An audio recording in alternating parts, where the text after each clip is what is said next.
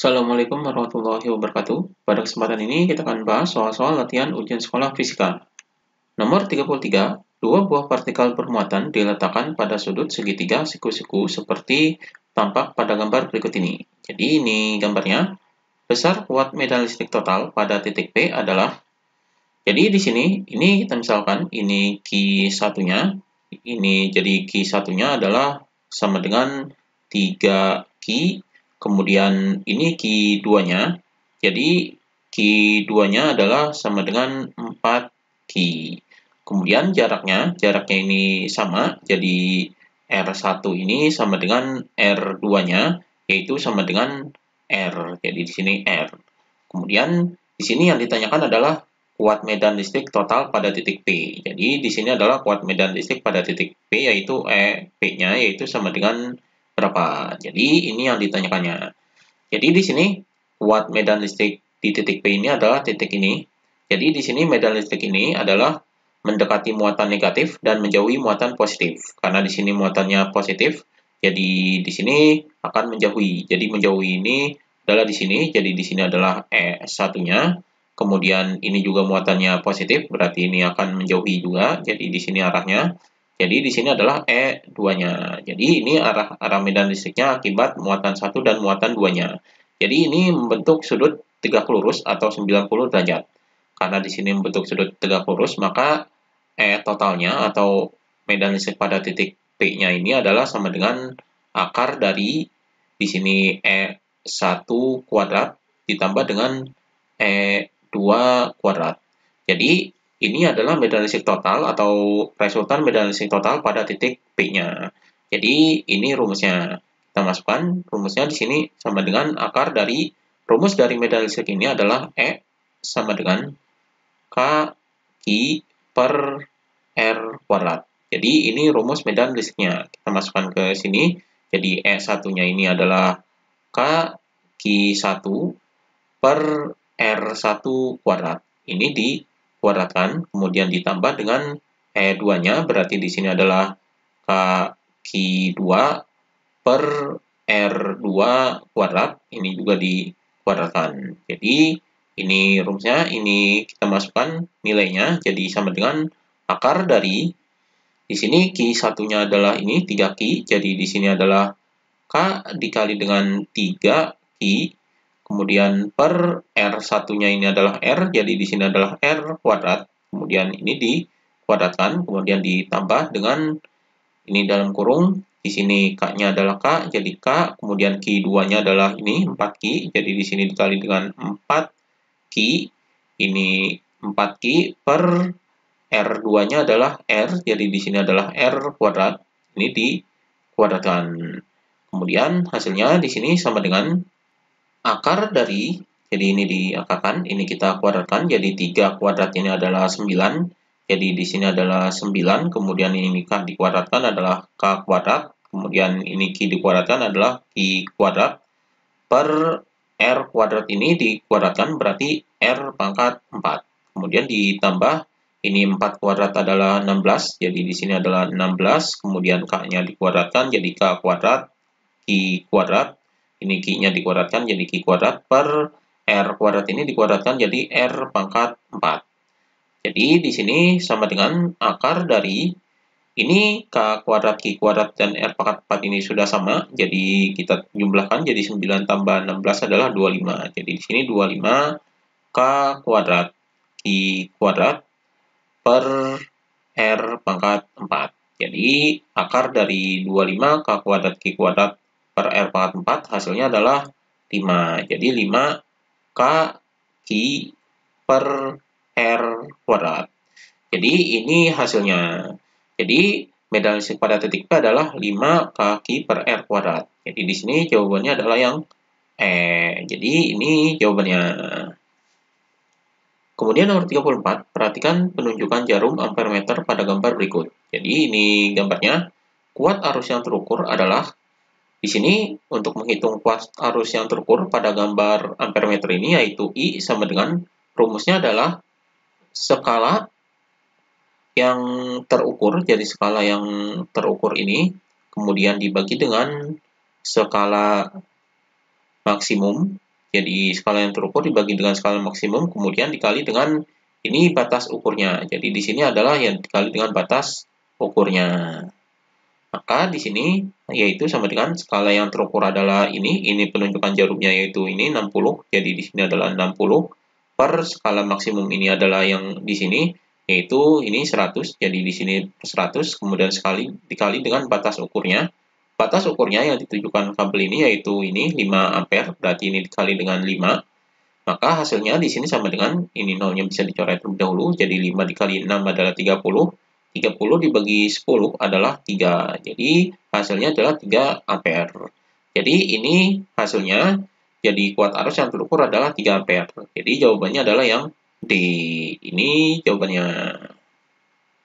Kemudian nomor 35, perhatikan gambar rangkaian listrik berikut ini. Jadi ini gambarnya. Besar tegangan jepit pada titik AB adalah, jadi di sini yang dicarinya adalah tegangan jepitnya. Maka di sini kita cari terlebih dahulu arusnya. Di sini pada rangkaian ini kita tentukan arah arusnya terlebih dahulu.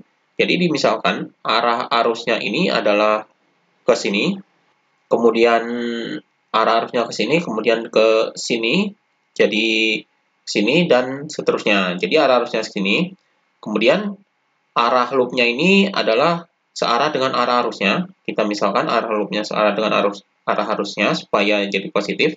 Kita gunakan hukum 2 Kirchhoff di sini untuk menghitung arah arusnya ini, hukum 2 Kirchhoff. Jadi hukum 2 Kirchhoff ini adalah sigma GGL ditambah dengan sigma IR sama dengan 0. Ini persamaan hukum Kirchhoff-nya. Di sini GGL-nya adalah ini GGL 1, GGL 2, dan GGL 3. Ada 3 GGL. Maka di sini kita masukkan, ini arah arusnya ini menemukan kutub negatif terlebih dahulu, berarti GGL satunya ini negatif. Jadi di sini min 8. Kemudian pada GGL 2 ini juga sama. Jadi arah arusnya ke kutub negatif terlebih dahulu. Jadi di sini adalah min 8 juga. Jadi di sini 8 dan terakhir ini juga kutub negatif terlebih dahulu. Jadi di sini adalah min 8. Kemudian I-nya, karena I-nya ini searah dengan arah loop, berarti ini positif. Jadi di sini ditambah dengan I. Kemudian dikalikan dengan hambatannya. Jadi R ini hambatannya. Jadi hambatan ini adalah ini, dan ini. Ada 4 hambatan. Berarti arah arus ini melewati 4 hambatan ini. Berarti di sini kita jumlahkan hambatannya. Jadi di sini adalah R1-nya 3, jadi 3. Kemudian R2-nya 3, ditambah 3. Kemudian R3-nya adalah 2, ditambah 2. Dan R4-nya ini adalah 4, jadi ditambah 4. Kemudian di sini sama dengan 0. Kita hitung di sini. Jadi min 8 dikurangi 8 adalah 24. Jadi di sini adalah min 24.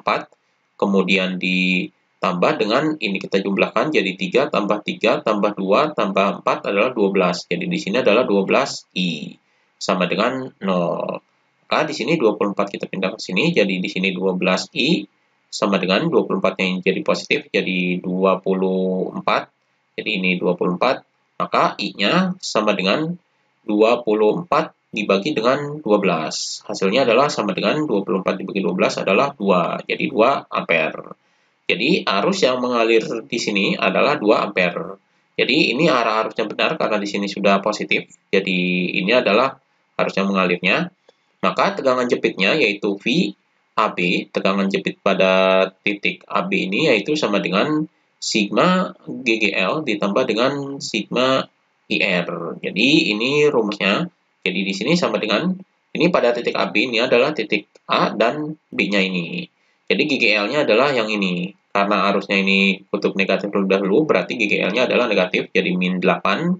Kemudian di sini arusnya ini sudah searah, yaitu arah A ke B, jadi di sini positif arusnya, jadi di sini adalah arusnya yaitu ini 2, jadi 2, kemudian dikali dengan hambatannya, R-nya ini hambatan yang ada pada titik AB, yaitu ini, hambatannya yaitu 3, jadi di sini dikali 3. Maka di sini sama dengan min 8, 2 dikali 3 adalah 6, jadi ditambah 6, hasilnya adalah sama dengan min 2. Jadi tegangannya min 2, ini kita jadikan positif, karena tegangan ini harus positif, jadi di sini adalah 2 volt. Jadi ini tegangan jepitnya.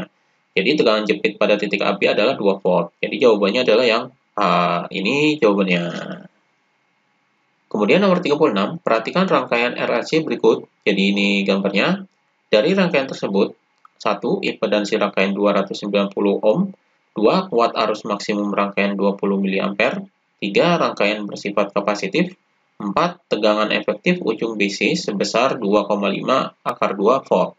Pernyataan yang benar berkaitan dengan rangkaian di atas adalah, jadi di sini pada gambar ini yang diketahuinya, ini adalah hambatannya, yaitu R-nya, yaitu sama dengan 210 ohm. Kemudian ini induktornya, jadi di sini adalah L-nya, yaitu sama dengan 1,8 Henry.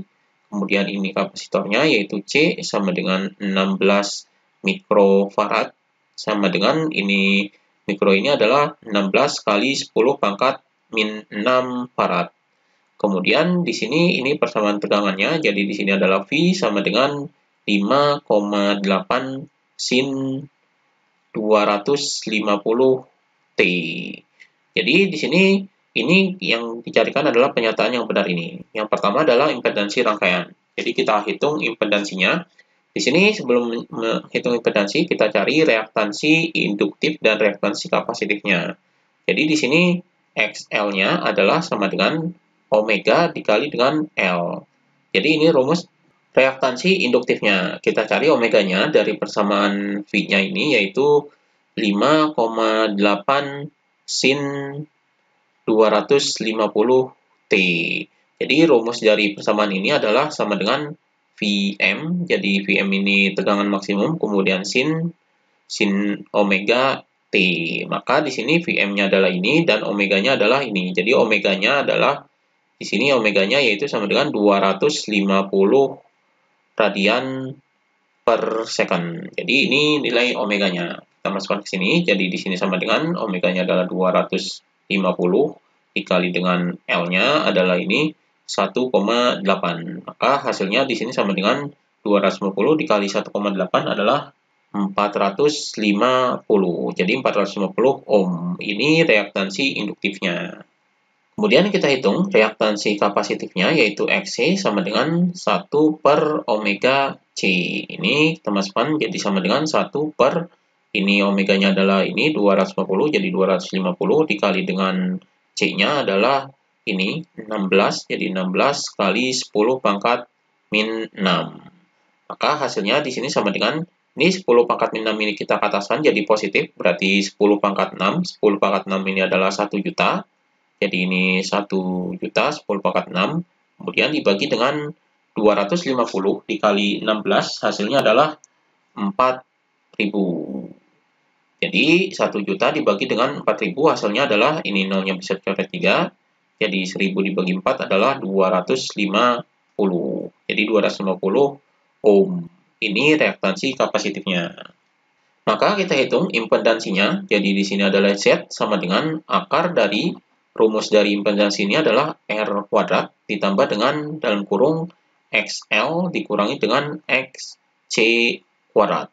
Jadi di sini sama dengan akar dari R-nya ini adalah ini 210, jadi di sini adalah 210 kuadrat ditambah dengan dalam kurung XL-nya adalah ini 450 dikurangi dengan XC-nya adalah ini 250. Jadi ini dikuadratkan. Maka hasilnya di sini sama dengan akar dari ini 210 kuadrat adalah 44.100.